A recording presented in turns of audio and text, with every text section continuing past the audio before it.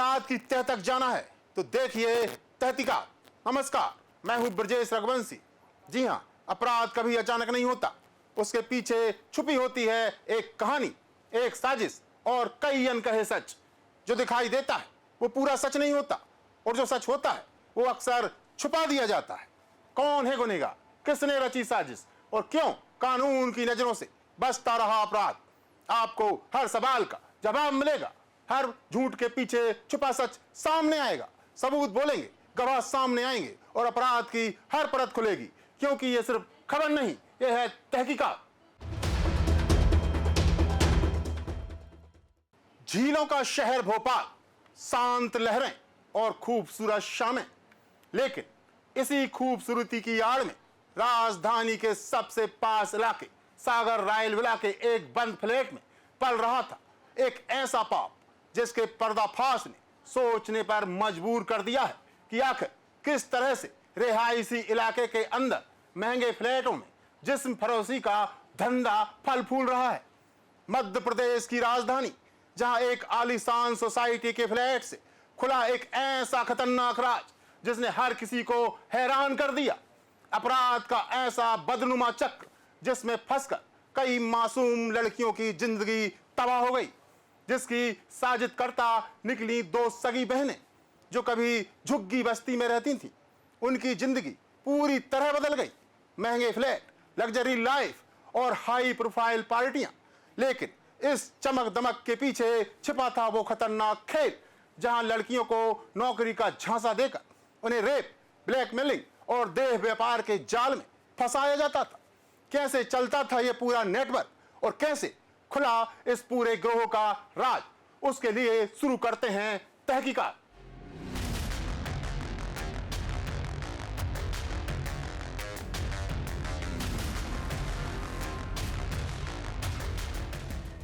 लंबे समय से फल फूल रहा सेक्स रैकेट का गोरख धंधा उस वक्त सामने आया जब ब्यूटिशियन का काम करने वाली पीड़िता ने राजधानी भोपाल के बाग सिवनिया थाने में जाकर दो मुस्लिम बहनों के खिलाफ शिकायत की कि आखिर किस तरह से काम दिलवाने के बहाने ये मुस्लिम बहनें मासूम और गरीब घर से आने वाली युवतियों को बरगलाकर पहले उन्हें झांसे में लेती और फिर धीरे धीरे उनकी मजबूरी का फायदा उठाकर उन्हें दूसरे शहरों में ले जाती, और कैसे उन युवतियों के अकेलेपन और बेबसी का फायदा उठाकर उनसे दुष्कर्म किया जाता और फिर बेबस लाचार इन युवतियों के अश्लील वीडियो बनाकर इन्हें ब्लैकमेल करके जिस्म फरोशी के धंधे में झोंक दिया गया। और इस पूरे गोरख धंधे के पीछे थी दो सगी बहनें, अमरीन और आफरीन। देखिए, बाग सिवनिया का मामला है। एक महिला फरियादिया की रिपोर्ट पर दुष्कर्म और अन्य धाराओं में अपराध पंजीबद्ध किया गया है। मामले में अब तक 3 आरोपियों को राउंड अप किया जा चुका है। इसमें जो शेष अन्य 3 आरोपी है उसके लिए हमारी टीमें लगी है और शीघ्र उनको भी गिरफ्तार करेंगे। सर, बताया जा रहा है कि जिस हिसाब से दोनों लड़कियां थी, दोनों जो उस लड़की को जो लेकर जाती थी और धर्म परिवर्तन करने के लिए पब में, पार्टीज में, ऐसी जगहों पर लेकर जा रही है, अब तक इसमें कितनी पुष्टि निकल कर आई है? देखिए, इसमें अभी इसमें पूछताछ जारी है। जो आरोपी राउंड अप किए उनसे भी पूछताछ चल रही है। अभी तक ऐसे तथ्य निकल के सामने नहीं आए हैं कि पब में जाके धर्म परिवर्तन होता है, और इसमें पूछताछ जारी है। महिला चूँकि साथ में काम करती थी, किन बातों को लेकर इनमें विवाद हुआ है और उन सारे तथ्यों को समाहित करते हुए इसमें इन्वेस्टिगेशन किया जा रहा है। सर, जो बहनें देह व्यापार का भी मामला सामने आ रहा है, क्या देह व्यापार करवाती थी क्या दोनों बहनें? अभी तक जो तथ्य निकल के सामने आया है कि दोनों ब्यूटिशियन का काम करती थी, और जो अन्य इसमें आरोपी हैं उनसे पूछताछ जारी है। पूछताछ के बाद ही इसमें अन्य और तथ्य निकल के सर, आए। बताया जा रहा है कि लड़कियों को बाहर भी भेजा था, महाराष्ट्र है या गुजरात है, ऐसी जगहों पर भी बच्चे उनको सप्लाई किया जाता था। इसमें सप्लाई की बात तो सामने नहीं आई है, लेकिन ये जरूर है कि इसमें ये बाहर काम करती थी और वहीं पर इनका कुछ आपसी विवाद भी हुआ है, और उसी को लेकर फिर इसमें जो महिला पीड़िता है इनके बीच कुछ विवाद के उपरांत इसमें कार्रवाई की गई। किसने गिरफ्तार? दो सगी बहनें, अमरीन और माहिरा और आफरीन, जिनका ठिकाना कुछ साल तक अब्बास नगर की तंग गलियों की कच्ची झुग्गियां हुआ करती थीं।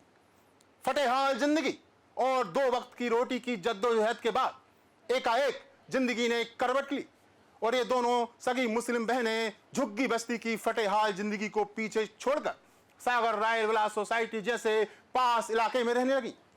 महंगे कपड़े, लग्जरी पार्टियां और हाई प्रोफाइल लोगों से संपर्क। लेकिन तब किसी को अंदाजा नहीं था कि इस आलीशान फ्लैट के अंदर एक ऐसा खतरनाक नेटवर्क चल रहा है जो कई लड़कियों की जिंदगी बर्बाद कर चुका।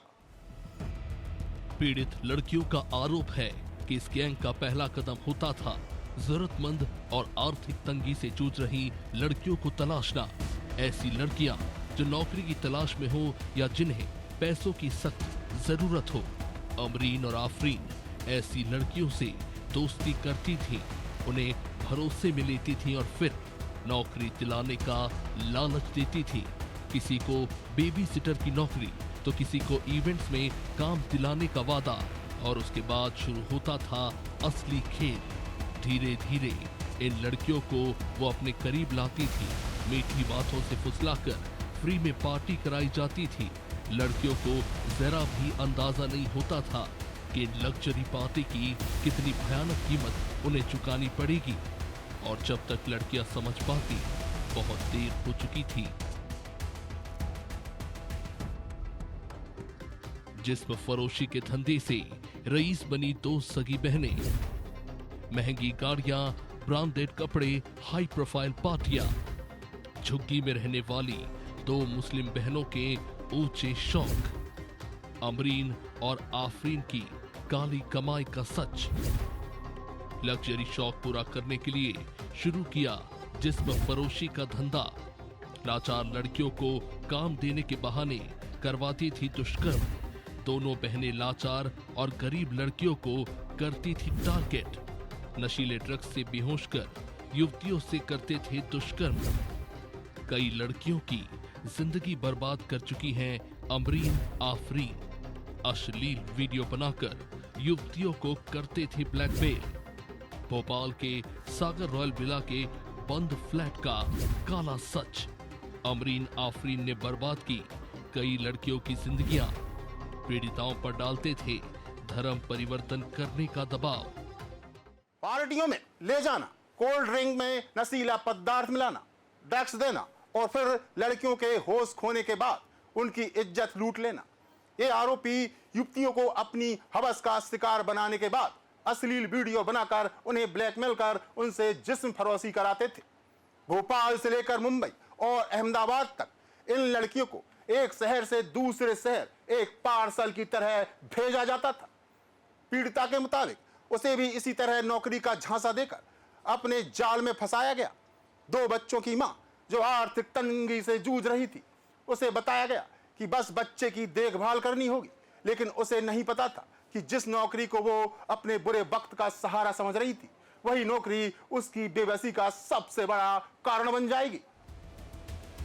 कुछ समय बाद लड़कियों को पार्टी में ले जाया जाने लगा।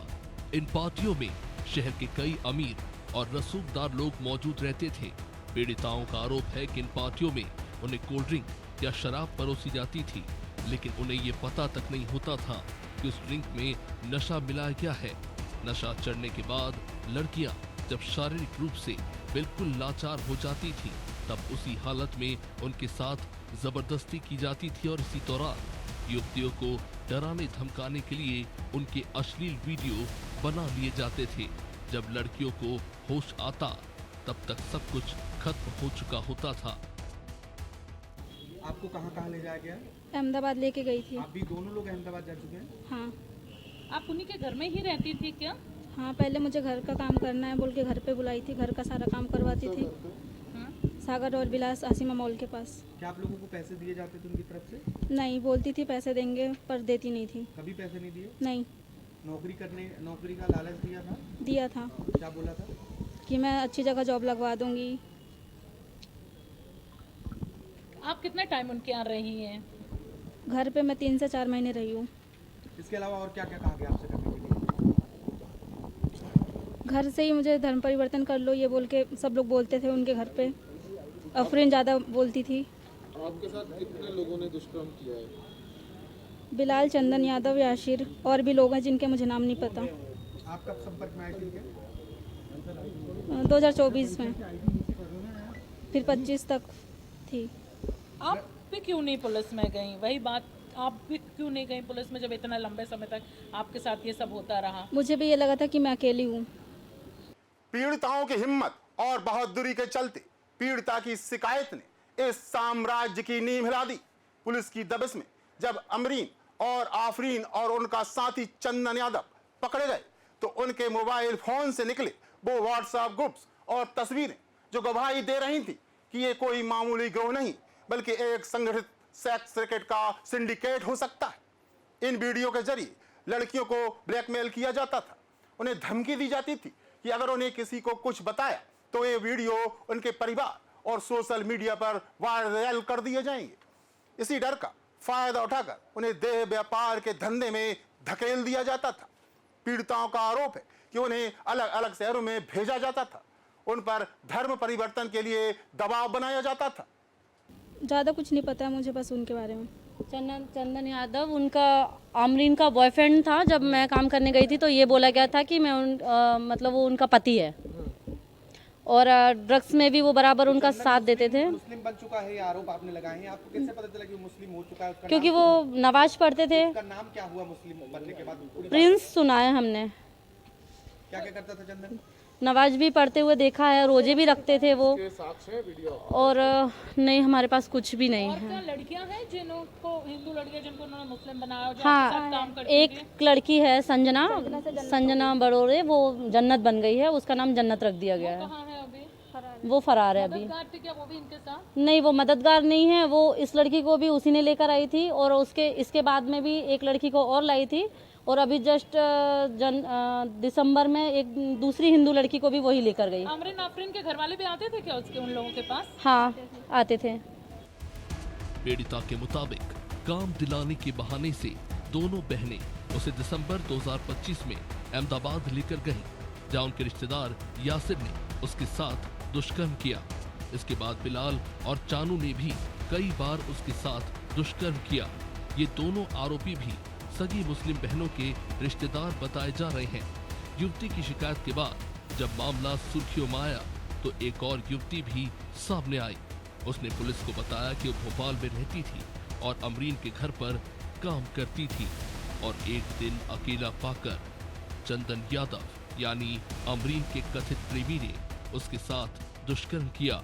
इस दौरान उसके अश्लील फोटो और वीडियो बना दिए, जिसका इस्तेमाल कर चंदन ने पीड़िता को बदनाम करने और जान से मारने की धमकी दी और लगातार पीड़िता को ब्लैकमेल किया जाने लगा। ये उसके घर काम करने गई थी। जब मैंने उसके घर से काम छोड़ दिया था तो ये काम करने गई थी, वहाँ उससे मेरी मुलाकात हुई थी और वहाँ पर भी इसने वही इवेंट के काम के लिए मेरा नंबर एक्सचेंज हुआ था पहले, फिर बाद में मेरा नंबर इसका मिस हो गया था मुझसे। फिर इसने मुझे अभी 2026 में 2 जनवरी को इसने मुझे इंस्टा पर हाई किया था, तो मैंने उसे हेलो बोला तो बोलते कि दीदी कैसे हो आप? तो मैंने कहा ठीक हूँ बेटा। बोले मुझे आपसे कुछ बात करनी है। तो ऐसे करके हमारी इंस्टाग्राम पे बात हुई, नंबर एक्सचेंज हुए, फिर कॉल पर बात हुई। जांच में यह भी सामने आया है कि इस पूरे नेटवर्क में कई और लोग भी शामिल हो सकते हैं। चंदन यादव नाम का युवक भी इस गैंग का अहम सदस्य बताया जा रहा है। पुलिस की जांच में पता चला है कि आरोपी सगी बहनें अमरीन और आफरीन गरीब लड़कियों को टारगेट करती थी, खास तौर से वो लड़कियों को जो लाचार हैं और जिनके आगे पीछे कोई नहीं। उन्हें नौकरी का लालच दिया गया, साथ ही खाने पीने और रहने की सुविधा के साथ 10,000 रुपए महीने घर के काम की नौकरी ऑफर की गई थी। आर्थिक तंगी से लाचार ये युवतियां उनके जाल में फंसती चली गईं। नौकरी शुरू होने के बाद उन पर सेक्स रैकेट में शामिल होने और धर्म परिवर्तन का दबाव बनाना शुरू किया जाता था। पीड़िताओं का आरोप है कि उन्हें जबरन रईसजादों की पार्टियों में शामिल होने के बाद पब, क्लब और लाउंज में ले जाया जाता था, जहां उन्हें शराब और एमडी जैसे ड्रग्स दिए जाते थे। इसके बाद बेहोशी की हालत में उनके साथ दुष्कर्म किया जाता था। जी, मैं शादीशुदा हूँ, मेरे हस्बैंड की डेथ हो गई है, मेरे 2 बच्चे हैं। इनके निशाने पे कौन लड़कियां रहती थी? ग्रामीण क्षेत्र की रहती थी? इनके निशाने पर वो लड़कियां रहती थी जिनके आगे पीछे कोई ना हो, मतलब अगर इनके साथ कोई हादसा हो जाए लड़कियों के तो उनकी जानकारी निकालने वाला कोई ना हो, मुसीबत में अगर खड़ी हो तो उनका साथ देने वाला कोई ना हो, जो घर से गरीब हो, परेशान हो। फिलहाल पुलिस ने अमरीन, आफरीन और चंदन यादव को गिरफ्तार कर लिया है। आरोपियों के मोबाइल फोन भी जब्त किए गए हैं। पुलिस को जांच के दौरान कई संदिग्ध व्हाट्सएप ग्रुप और कई युवतियों की तस्वीरें भी मिली हैं, जिससे ये शक और गहरा गया है कि ये सिर्फ एक छोटा गिरोह नहीं बल्कि एक संगठित नेटवर्क भी हो सकता है। कि आखिर कितनी लड़कियां इस जाल में फंसी और क्या इस नेटवर्क के पीछे और भी बड़े चेहरे हैं? इन सभी सवालों के जवाब तलाशने के लिए पुलिस की जांच जारी है। जांच में बिलाल और यासिर का भी नाम सामने आया है, जिनकी पुलिस तलाश कर रही है।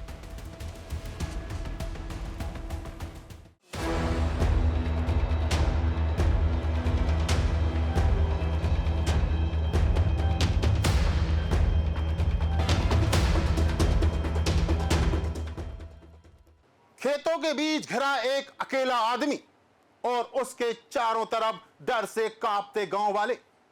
ये मंजर मध्य प्रदेश के दमोह जिले के समन्ना गांव का था। 5 मार्च का दिन ये गांव कभी नहीं भूलेगा। गुरुवार की दोपहर एक ऐसी वारदात सामने आई जिसने पूरे इलाके को सन्न कर दिया। किसी को अपनी आंखों पर विश्वास नहीं हुआ। ऐसा भयानक दृश्य जिसे देख रहे गांव वालों की मानो हलक से आवाज चली गई हो।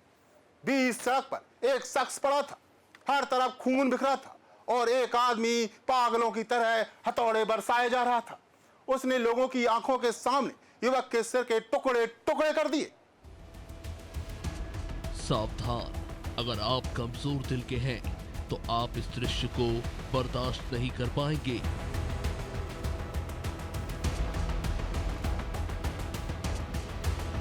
हाथों में रॉड लिया ये आदमी भरी दोपहर एक 16 साल के लड़के के सर पर बदस्तूर हथौड़े बरसाता रहा और वहां मौजूद लोग जो ये सब देख रहे थे, उनकी आंखें फटी की फटी रह गईं। उनके पैरों ने मानो काम करना बंद कर दिया।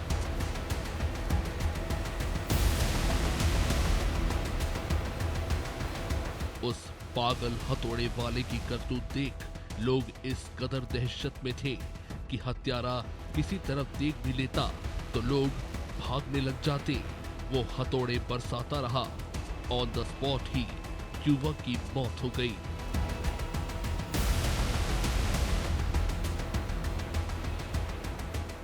पांच मार्च के दिन इस वारदात से कुछ देर पहले दमोह जिले के समन्ना गांव में 16 साल का भरत विश्वकर्मा अपने चचेरे भाई विजय के साथ बहन के घर भाई दूज के मौके पर टीका लगवाने निकला। इमलिया चौकी में पड़ने वाले अर्थखेड़ा गांव का रहने वाला भरत समन्ना गांव में अपनी बहन के घर जा रहा था। रास्ता वही था, गांव वही था, लेकिन आज उसकी किस्मत में कुछ और ही लिखा था। दोपहर करीब 1:30 बजे रास्ते में अचानक गांव का ही रहने वाला गुड्डा पटेल सामने आ गया। उसके हाथ में लोहे की राड थी। वहीं दूसरी तरफ बाइक पर सवार विजय और भरत को समझने की कोशिश कर रहे थे कि सामने वाला शख्स आखिर चाहता क्या है। लेकिन उसके बाद सड़क पर तांडव मच गया। गुड्डा पटेल ने सामने आने के बाद अचानक धावा बोल दिया। जिस युवक की हत्या हुई उसके चचेरे भाई विजय विश्वकर्मा के मुताबिक पहले तो उन्हें लगा कि शायद कोई सामान्य झगड़ा होगा, लेकिन अगले ही पल गुड्डा ने हाथ में पकड़ी रॉड से भरत के सिर पर वार कर दिया। भरत संभल भी नहीं पाया था कि गुड्डा पटेल ने हथौड़ा उठाया और लगातार वार करना शुरू कर दिया। एक नहीं, 2 नहीं, 3 नहीं, करीब 15 से 20 बार उसने हथौड़े से वार करके उसका सर कुचल दिया। भरत का बेजान शरीर जमीन पर नश्वर पड़ा था, लेकिन गुड्डा पटेल वार करता रहा तब तक जब तक कि सिर पूरी तरह से कुचल नहीं गया। ये दीदी सिस्टर के घर गए थे समन्ना, और भाई दूज के अवसर पे, तो वहाँ गाड़ी से चल जा रहा था तो उधर एक आदमी ने पीछे से आन के हथौड़ा मार दिया मुड़ में, तो वहीं गिर गया। किस बात को लेके विवाद क्या हुआ? कोई बात नहीं, अब वो अपनी सिस्टर के घर जा रहा, उधर थोड़ी विवाद होगा उसको। कौन है वो, पहचानते उसको? पहचानते हुए गुड्डा पटेल है कोई। अगर आपको ये लगता है मामला यहीं खत्म हो गया तो आप गलत हैं। काश ऐसा होता, क्योंकि उसके बाद जो हुआ उसे देखकर किसी को भी अपनी आंखों पर यकीन नहीं हुआ। वहां मौजूद विजय विश्वकर्मा किसी तरह जान बचाकर पीछे हट गया। उसके सामने ही उसका भाई दम तोड़ रहा था। और वह कुछ नहीं कर पा रहा था। आरोपी की आंखों में अजीब सा पागलपन था और वह विजय के भाई के सिर से बहते खून से खेल रहा था। ये गांव के लोग धीरे धीरे इकट्ठा होने लगे, लेकिन कोई पास जाने की हिम्मत नहीं जुटा पा रहा था। लेकिन इसके बाद उसने जो किया वो कोई इंसान तो नहीं करता। जिसने भी वो देखा उसने कहा कि वो हैवान नरभक्षी बन चुका था। खौफनाक मंजर तो सिर कुचलने के बाद शुरू हुआ। हैवान बन चुका गुड्डा पटेल हत्या करने के बाद भागा नहीं, बल्कि सड़क पर भरत की सिर फटी बिखरी पड़ी लाश के पास काफी देर तक बैठा उसे देखता रहा। लेकिन उसके बाद वहां लोगों ने दरिंदगी का वो मंजर देखा कि वहां मौजूद हर शख्स हक्का बक्का रह गया। हत्यारे ने भरत के सिर से निकले खून को हाथों से उठाकर पीना शुरू कर दिया। बिखरे पड़े शव में हाथ डालकर उसे खाने लगा। ये देख लोग इतने डर गए कि उस वक्त कोई उसके पास जाने की हिम्मत तक नहीं कर पाया। आखिरकार किसी ने देहात थाना पुलिस को सूचना दी। ये हमारे साले साहब हैं। आज भाई दूध की तो टीका लगवाने आ रहे थे, तो एक व्यक्ति ने पागल बोटा जी उसने पीछे से हमला कर दिया और सिर पर चोट और रॉड मार कर दिया, उसको मार दिया रोड। और बस यहाँ आए किसान हम ग्राम समन्ना जिला दमोह मध्य प्रदेश। घटना कहाँ की है? घटना समन्ना की है, हमारा साल है। गांव वालों के मुताबिक गुड्डा पटेल का अतीत भी खौफनाक रहा। करीब 20 साल पहले उसने अपनी ही पत्नी की हत्या कर दी थी और लंबे समय तक जेल में रहा था। 2 साल पहले ही वह सजा काट कर बाहर आया था। गांव में वह अक्सर इधर उधर भटकता रहता था और लोगों को उसका व्यवहार अजीब लगता था। पुलिस को जांच में पता चला कि आरोपी गुड्डा की 2 बेटियां और 1 बेटा भी है। सभी की शादी हो चुकी है। बेटा भी अलग रहकर खेती करता है, जबकि गुड्डा पटेल अकेला गांव में घूमता रहता था। उस दिन भी वो अजीब हरकतें कर रहा था। पुलिस वहां पहुंची जरूर, लेकिन वो भी दंग रह गई। कोई भी उसके पास जाने की हिमाकत नहीं कर पा रहा था। उसके बाद क्या हुआ समन्ना गांव में, देखिए। सूचना मिलने के बाद पुलिस मौके पर पहुंची रही थी। उधर हत्यारा गुड्डा सिंह हथौड़ा लेकर खेतों की तरफ भाग निकला। गांव वालों ने भी उसका पीछा किया। भागते भागते वो खेत में घुस गया जहां फेंसिंग के तार लगे थे। भागते समय वही तार उसके जाल बन गए और उसमें वो जा उलझा। खुद को गिरा हुआ देख उसने पुलिस और गांव वालों पर हमला करने की कोशिश की। पुलिस की मौजूदगी में इतने सारे गांव वाले थे, पर वो भी कुछ कर नहीं पा रहे थे। वो घिरने के बाद हथियार लहराता रहा और इतने में कुछ लोगों ने वहां पथराव शुरू कर दिया और जैसे ही हथियार छूटा, डर और दहशत के बीच भीड़ ने दबोचकर उसे पुलिस के हवाले कर दिया। ये भरत विश्वकर्मा था लड़का, अर्थखेड़ा का था, एमएलए चौकी के अंतर्गत। यहाँ उसकी बहन रहती थी। भाई दूज पे टीका लगवाने आया था। 16 साल का लड़का था। यहाँ पर एक आरोपी है गुड्डा पटेल, जो पहले अपनी पत्नी की भी हत्या कर चुका था और सजा भोग के जेल से आया था। तो उसके लड़का और बहू रहते हैं, तो वो बाहर गए हैं। ये अकेला था आज घर में और कुछ दिमागी रूप से साइको टाइप का हो गया था। एक गांजा वांजा का सेवन भी करता। तो इसने आज लड़का जैसे ही निकल रहा था मोटरसाइकिल से, राड से उसको मारा तो गिर गया। तो उसके बाद उसने राड और हथौड़ी से उसका शरीर फोड़ दिया, हत्या कर दी और फिर भाग गया था। जिसको फिर घेराबंदी करके पकड़ा गया है और मामले में अपराध कायम किया गया है। सर कोई विवाद वगैरह हुआ था कि? इसमें कोई विवाद नहीं था। वो तो बाहर का लड़का था, कोई बुराई नहीं थी उसकी। वो तो वहाँ से निकल रहा था, उसने मार दिया। जरा सोचिए, आप त्योहार मनाने घर से निकलते हैं और अचानक एक शख्स आपके सामने आ जाता है जिसको आप नहीं जानते और ना ही वो आपको जानता है। लेकिन इससे पहले कि आप कुछ समझ पाए, वो आप पर हथियार लेकर धावा बोल देता है। इस वारदात में मारने वाले में न कोई संबंध था और ना कोई वजह। हत्यारा एक अपराधी था और नशे का आदी। इसी नशे ने एक बहन से उसके भाई को छीन लिया। हमारे समाज में कुछ ऐसे तत्व खुलेआम घूम रहे हैं जो कब किस पर मुसीबत बन जाएं पता नहीं। भरत भी एक ऐसे ही असामाजिक तत्व का शिकार हो गया। इसलिए सावधान रहिए, सतर्क रहिए। हत्यारा गुड्डा सिंह अपनी पत्नी और अब भरत विश्वकर्मा की हत्या करने के बाद जेल में है। पर समन्ना गांव के लोगों के लिए ये घटना सिर्फ एक हत्या नहीं बल्कि एक ऐसा डरावना अतीत बन गया है जिसे ना जाने कब गांव के लोग भूल पाएंगे।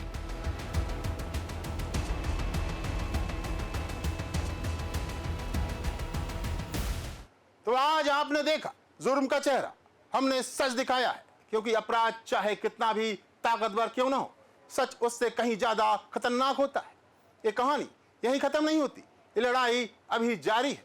अगली तहकीकात में एक और मामला, एक और साजिश, एक और सच की तह तक जाएंगे। तो देखते रहिए तहकीकात।